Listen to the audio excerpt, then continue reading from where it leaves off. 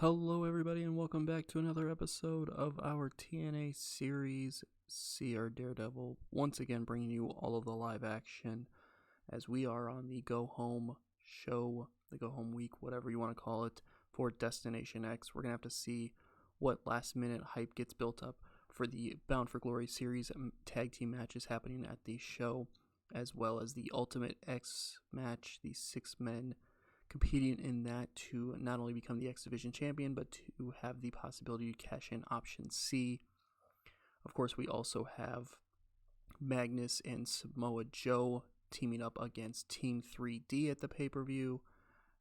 We have the TNA World Tag Team titles on the line, as it will be Christopher Daniels and Kazarian Bad Influence challenging once again for potentially the last time for recent memory against the American Wolves. We've got the 6 knockouts tag team matchup with the Beautiful People with their honorary member Brooke Tessmacher teaming up against Madison Rayne, Rosemary, and Katarina. And then, of course, we also have the Knockouts Championship on the line as Mickie James has to defend against somebody from her past in Melina Perez, on top of maybe a couple of other things that might get added to the show. But all that being said, let's dive right into the action, as we only have one dark match this week, as Gail Kim defeats Madison Eagles in 7:37 by submission with an octopus stretch, gets a 61 rating. Gail Kim with a 66, Madison Eagles with a 40. They have great chemistry with each other, so that's good to see, as we may have to take advantage of that in the future, but there you go. 6,390 people in attendance at the Macon Coliseum once again for the second week in a row. Probably more than that in a row. We open up the show with a 60 rated promo in which Jeff Hardy and MVP come out. And Jeff thanks MVP for coming out to his aid last week against Abyss.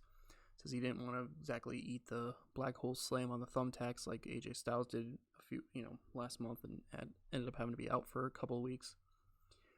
So he thanks MVP, and he also thanks MVP for giving him all of these opportunities to try to take out to get his revenge on Team Dixie. But all that said, there's one piece of revenge he needs more than anything else, and that is to have another shot at the TNA World's Heavyweight Championship. And MVP says, well, you know what?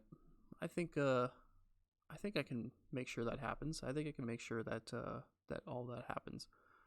And before MVP can exactly explain what he means by that, out comes Magnus and Dixie Carter. Magnus not being flanked by Samoa Joe tonight, or Abyss, or anybody else, just with Dixie. And Dixie says, enough is enough. You're sitting here, you're pulling your weight, you're pulling your, using your power to your advantage, trying to screw over the TNA World's Heavyweight Champion Magnus, and it's failed time and time again. Jeff Hardy has already had multiple title shots, failed to succeed in those title shots. He doesn't get another title shot. That's not how that works. Also, that you're sitting here continuing to do all this bullshit, and it's getting ridiculous. And MVP goes, well, you know what? You're right. I have been doing it, but to be fair, we had to suffer through the hell that was TNA when you were in charge and trying to run everything, when you had the power to run everything. That's why we have Team Dixie in the first place, and that's why we have Magnus as the TNA World's Heavyweight champion in the first place, because of all of your BS that you continue to do. So he says, tonight, I'm making a match in the main event. It's going to be Jeff Hardy and Magnus one-on-one, non-title matchup. But if Jeff wins, he will get a shot at the TNA World Heavyweight Championship at Destination X. The crowd goes crazy, and Dixie's like, wait, hold on a second. Magnus is already booked for Destination X. You can't just simply take him. You can't just simply make him defend the title and have that tag team matchup. That's complete bullshit. And MVP is like, well, you know what? You're right. So if Jeff Hardy wins tonight in the main event against Magnus, not only does he get the shot at the TNA World Heavyweight Championship against Magnus at Destination X, but Magnus will get pulled from that tag team match, and Abyss will take his place. So it'll be Abyss and Samoa Joe versus Team 3D. Because at this point, Team 3D doesn't really care who they fight from Team Dixie. They just want 2 members of Team Dixie. So that's how it's going to be tonight. You're going to have to learn, you're going to have to learn that you have no say in anything anymore in this company. Magnus is pissed. Dixie's pissed. Crowd's going crazy. Jeff Hardy gets an opportunity tonight in a non-title matchup where if he wins, he gets to go on to Destination X in just a couple of days to challenge for the TNA World's Heavyweight Championship. We're going to have to see what that means later on, because you know that there's going to be just a ton of outside interference in that matchup. I can almost guarantee that. Nevertheless, 60 rating. And we move on to the actual part of the show itself. As in a decent matchup, Loki defeats Johnny Gargano in 7:19 by submission with a Dragon Sleeper. 43 from Gargano, 60 from Loki, 54 rating for the match overall. Taz and Colt Cabana were an awkward pair together on commentary, so I'll have to remember that in the future. Colt Cabana was on commentary as a guest color commentator for this matchup because of his issues with Loki recently. I'm honestly, as bad as it sounds, because I should have the card already booked in my head, I'm not 100% sure that this match, that Loki and Cabana are going to fight on Destination X, like on the show at all. Maybe they'll fight in a dark match or the pre-show or whatever, but I don't know for sure. I don't really... This is more of one of those long-term stories where... Not long-term, but kind of one of these more drawn-out ones where we don't really have a blow-off right away. So... they may end up facing each other on Destination X. It might be a little bit longer of a build-up for it. We'll have to see. But, yeah, Loki gets a victory here as Cabana was saying what he was saying on commentary. And we'll have to see what things lead to with these two still in the future. After that, we get Johnny Impact. He is cutting a promo bragging about the fact that he is the only person in the Bound for Glory series with 6 points right now, and that it does not matter whatever happens here this week on Impact and Explosion, because at the end of the day, he is going to win the Bound for Glory series with ease, like the superstar that he is, and go on to Bound for Glory to become the TNA World's Heavyweight Champion. So a nice little bragging promo from him as he kind of hypes up the Bound for Glory series and how well he's been doing so far, and kind of goes from there. 79 rated segment, that is, so really good stuff there from him. So he can cut one hell of a promo. After that, we get a Knockouts division matchup featuring Katarina defeating Brooke Tessmacher in 7:39 by pinfall to Catatonic. So essentially what happens towards the end of the match, Velvet Sky comes out and distracts Katarina. Brooke goes for a roll-up from behind and only gets a 2 count. Brooke gets kind of flung off, because it's one of those, like, it's the roll-up. I can never remember the name of it, but it's the roll-up where, like, you grab them in the German suplex position over and roll them backwards like that. Victory roll, I think it is, or something like that, or reverse victory roll or whatever. But Katarina kicks out. Brooke gets kind of launched off of her, so to speak, and right into a mist from Rosemary, who jumped up on the other side, or jumped up on a different part of the apron. Brooke eats the mist. Well, not eats it, but she gets sprayed by the mist from Rosemary, turns around, gets hit with the Catatonic. 1, 2, 3. 45 rating here as Katarina helps get a little bit of momentum, I guess, heading into Destination X for the Faces side. Whatever. I don't know what they're calling themselves. The heels are the beautiful people. The other side is just the group going up against them. They don't really have a name, but they get momentum on their side with this victory here. As that gets a 45 rating for the match. Good stuff there.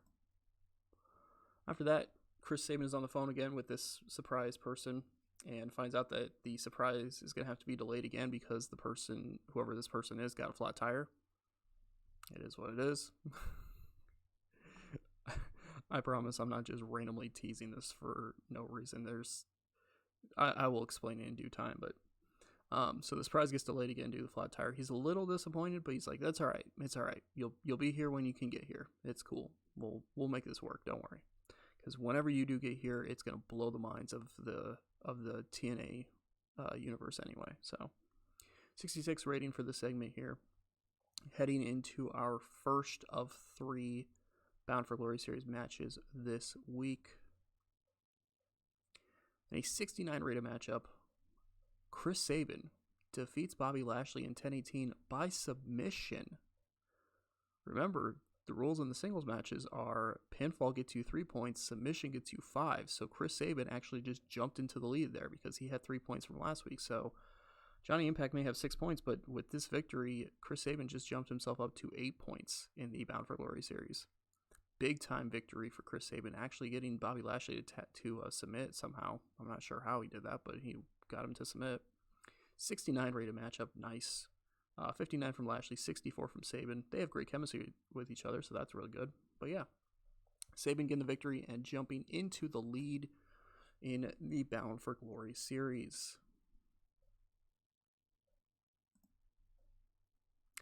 We then we go to a commercial break, come back, and Mickie James is standing in the ring, calling out Melina Perez.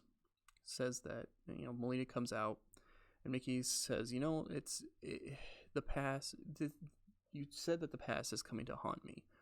Yeah, we've had our past in that other company up north. We've had our past there, but the thing about it, Melina, is that the past isn't really coming to haunt me. You see, when we were there, I was a multiple-time champion. I was wrestling for their women's championship at WrestleMania. And she name drops WrestleMania, which gets crowds going kind of crazy. Not crazy, but kind of gasp loudly. She's like, I was constantly being featured, whereas you were just kind of more of a managerial act. You had some matches, don't get me wrong, but there's 2 totally different levels that we were on up there. And then I came here, and within a few short months of debuting here, I became the Knockouts champion. And now you're coming along and you think you're going to try to be on my level? You are absolutely insane if you think that you're anywhere on my level. So this whole past coming to haunt me thing, it's really not that haunting because you've never been on my level. You were simply just a little thorn in my side from my past. Nothing I have to worry about, just something I can pick out of my side, flick away, and forget about. And Melina goes, you know what? You're right. We were on 2 different levels in other places. We have been on 2 different levels in other places, but that's because I wasn't given the opportunities that you were given. When I got the opportunities to shine, I shined. I went out there and performed a hell of a lot better than a lot of other people there and a lot of other people otherwise. I've gone out there and performed far more superior than so many others. And you know what? Dare I say it? It does not matter how many championships you've had. I've had the better matches. I've had the more impressive the more impressive looks. And I proved that I could be a quote-unquote manager and a wrestler with success. Whereas, you proved you could be a great wrestler. You've proven that you're a great wrestler, but I've proven that I can be a dual threat. I've proven time and time again that I can be just as good, if not better than you. And this week, here at Destination X, I'm going to prove it. I'm going to end your little TNA Knockouts title reign before you even really get going with it. And I'm going to prove just how haunting the past can truly be. So, yeah, interesting stuff there as Mickie kind of puts her in her place, but Melina's able to fire back and kind of give a little bit of a intrigue. So kind of seems, maybe you're able to predict the winner pretty easily, but you never can guess. You never can guess. Melina might actually be able to pull off something that nobody's expecting. 57 rated segment there. Good stuff. Move on from that to our other singles match in the tag team title feud In this match, Christopher Daniels defeats Davey Richardson 11-1 by pinfall at the last rites. Gets an 82 rating for this match. Holy cow. An 82 rating. That's crazy. That might be one of our best matches we've ever had. 76 from Daniels, 66 from Richards. Daniels gets the victory. 50-50 booking at its finest, as neither the champions nor the challengers have momentum heading into the pay-per-view. Daniels does get the more recent momentum, but that's still off of the idea that Eddie beat Kazarian last week, so we will have to see what happens at Destination X, but it's going to be, I'm sure it's going to be one hell of a matchup regardless. Great back and forth matchup between these two men, though, and we'll have to see what happens when these two top tier teams go at it once again.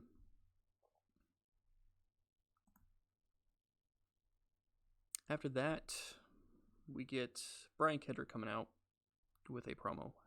He has the X Division Championship sitting on his shoulder.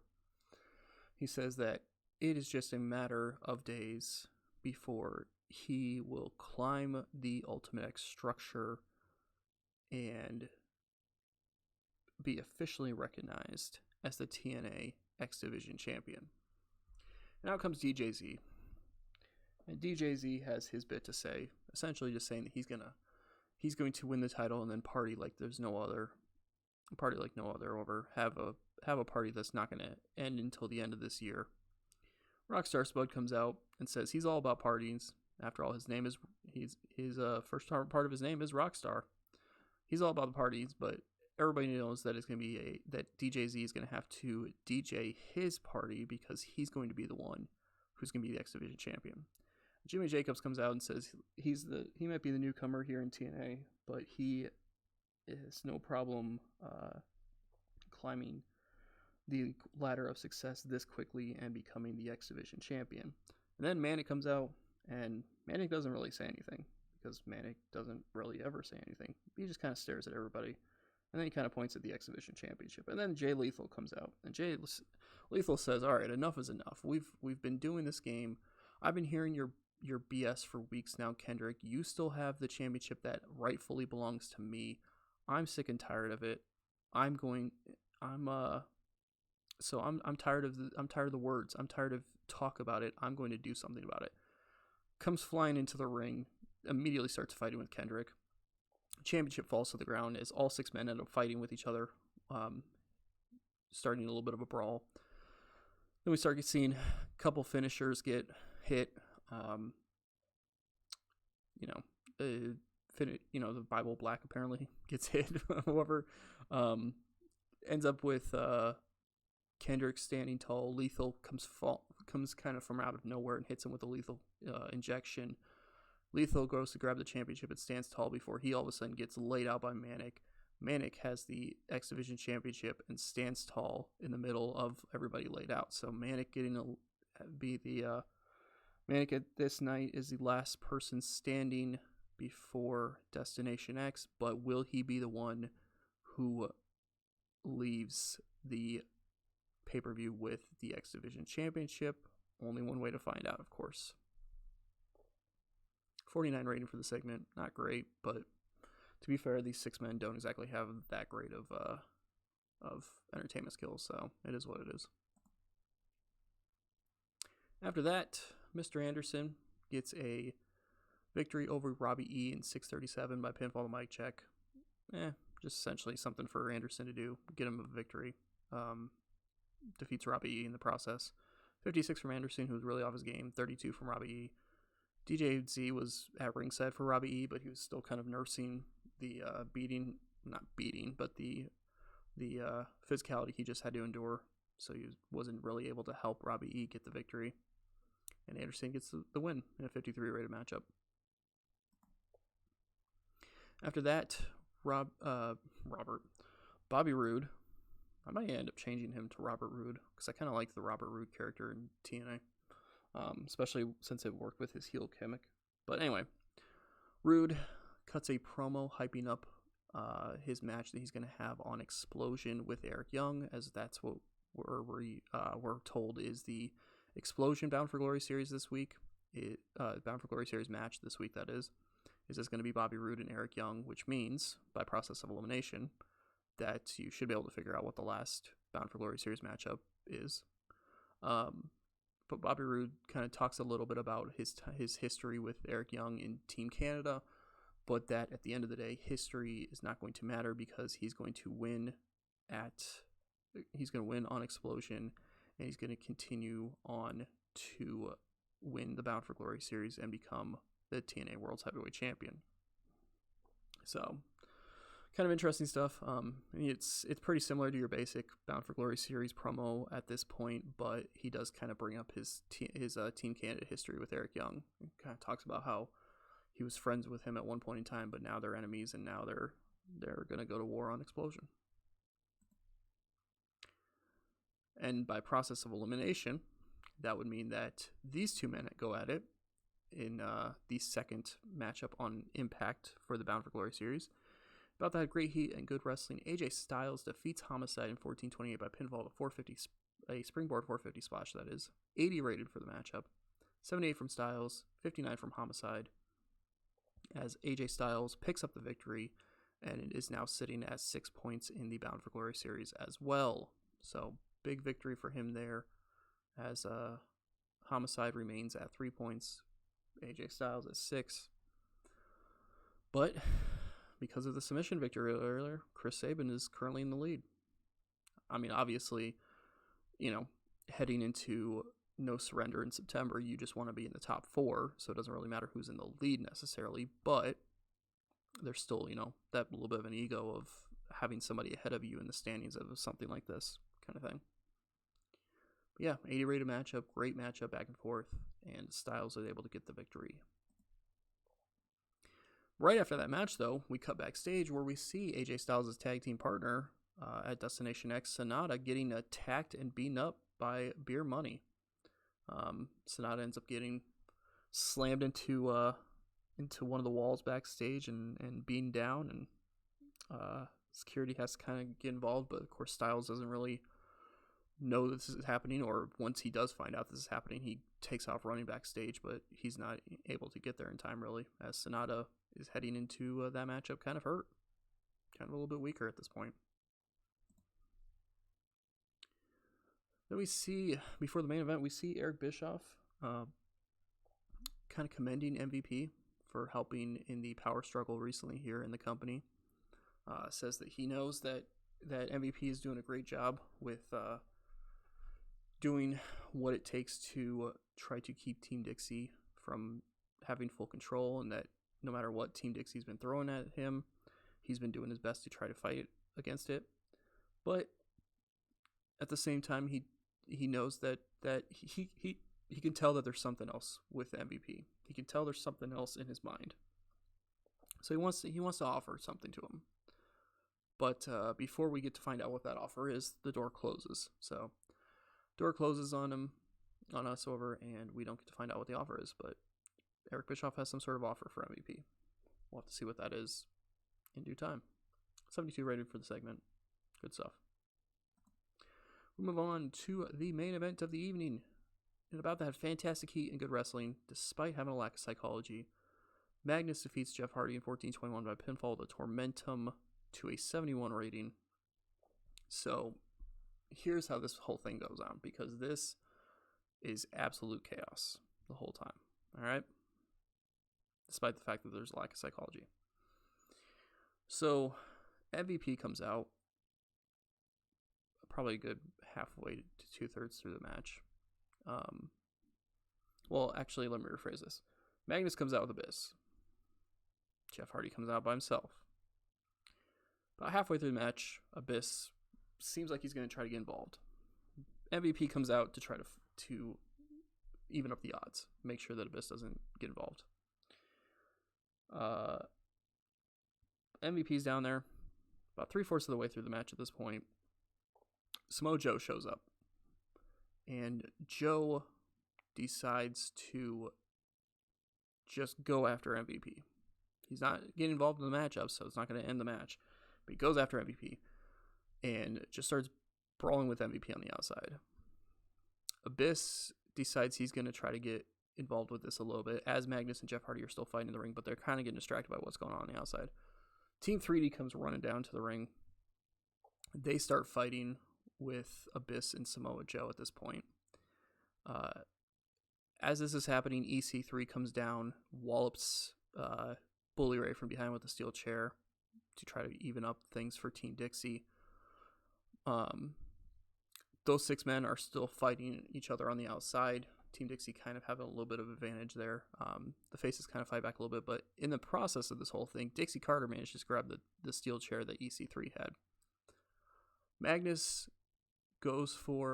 Jeff goes for the Twist of Fate, connects with the Twist of Fate, goes to the top rope, gets ready to go do the Swanton Bomb. The referee is getting distracted by the chaos on the outside. Jeff Hardy gets ready to go for the Swanton Bomb, gets walloped in the back by Dixie Carter with the steel chair, falls to the canvas. Magnus is able to get up, lay out Jeff Hardy, hit the Tormentum, 1, 2, 3. Jeff doesn't get a title shot.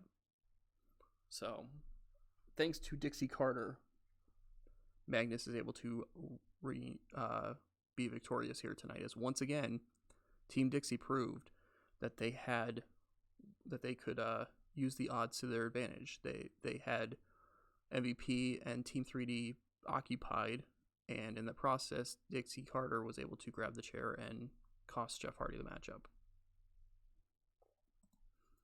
After the match, the brawl continues with all of these men. I didn't put EC3 in this because I didn't have enough room for it, and because I needed Dixie in this for reasons. But anyway, end of the show's brawl is happening. Everybody's fighting with each other, and somehow Dixie Carter ends up in the ring. I don't know. She escapes into the ring to try to escape the chaos that's going on outside the ring, but she gets into the ring. Little known to her, also standing in the ring, is Bully Ray. Bully Ray grabs her. Devon ends up coming into the ring. Bully yells at Devon to get a table. The crowd's going crazy. Chaos is still happening. Magnus comes in to try to save Dixie, but he gets laid out with the Bully Bomb from Bully Ray. Dixie tries to escape the ring, but brother Devon cuts her off and keeps her in the ring. Table gets set up, and the end of Impact, heading into Destination X, sees Dixie Carter getting 3D'd through a table. Crowd goes crazy. Team 3D celebrate as Dixie Carter's laid out through a broken table at this point. So, kind of crazy way to end Impact right before Destination X, as Dixie Carter is laid out through a table at this point. And we get a 77 overall rating for the show. Very good stuff. Very good indeed. 23 regions got we got more popular in 23 regions. Very good stuff indeed there, as that is a strong go-home show rating heading into our pay-per-view. So, Destination X is upon us. Magnus is not going to be defending the TNA World Heavyweight Championship. He's going to remain in that tag team matchup. We'll have to see what happens with everything else then, because as of right now, the only battle happening in the Team Dixie versus the other side, Team MVP, whatever you want to call it, story, is just Team 3D taking on Magnus and Samoa Joe. So we'll have to see what ends up happening with that. Of course, like I said, we have 3 other championships on the line, though. Knockouts Championship being defended, the Tag Team titles being defended, the X Division Championship being defended, including the potential for Option C to happen. A bunch of other big matches, including the 3 tag team matches in the Bound for Glory series. I'm telling you what, it's going to be a crazy, chaotic show, but it is going to be a lot of fun as well. That is for sure. As right off the bat, we get to see that TNA Impact is the number one news story for the day. outdoing every other show on the show, or on this night. Outdoing them all. Great stuff there. Go over Explosion really quick. I'm not going to go over it in super detail like I did last time, but I just want to kind of go over this really quick. So, Bobby Roode, we had the re-airing of the promo from Impact for Bobby Roode. Kenny King and Trevor Lee were able to defeat Chris Hero and Gunner in that continuation of Kenny King and Chris Hero's issues. We had an interesting bit happen. As you see there, the Angle Hemi promo, and then the Killer Elite Squad defeating Mannequin Tigre Uno. Apparently, Christy Hemi is expanding her managerial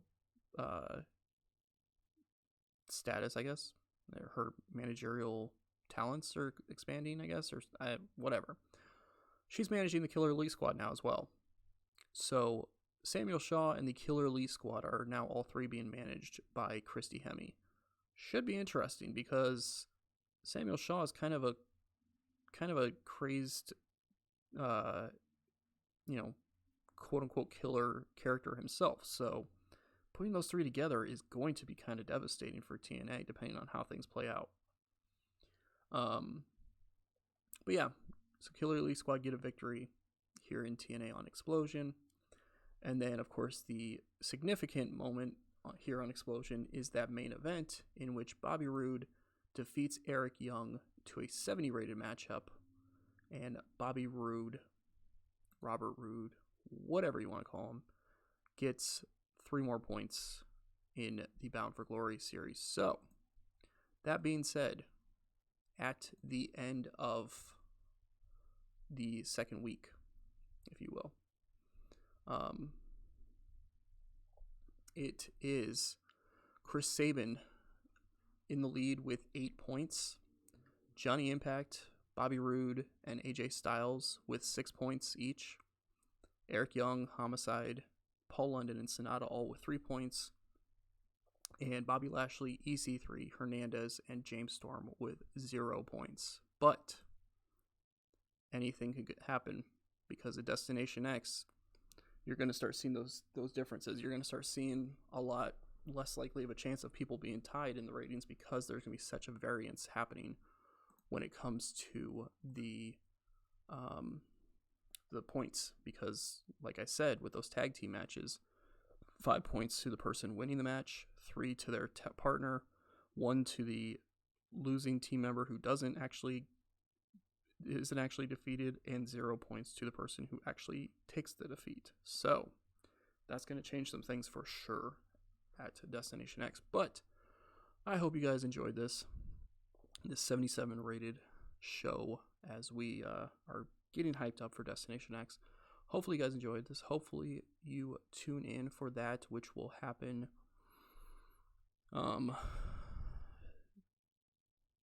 within a few days of this video for sure. But I'm excited for that for sure, as it's going to be a crazy show. Follow me on Twitter to find out any and all details regarding that kind of stuff. And we will catch you guys all when it's time for Destination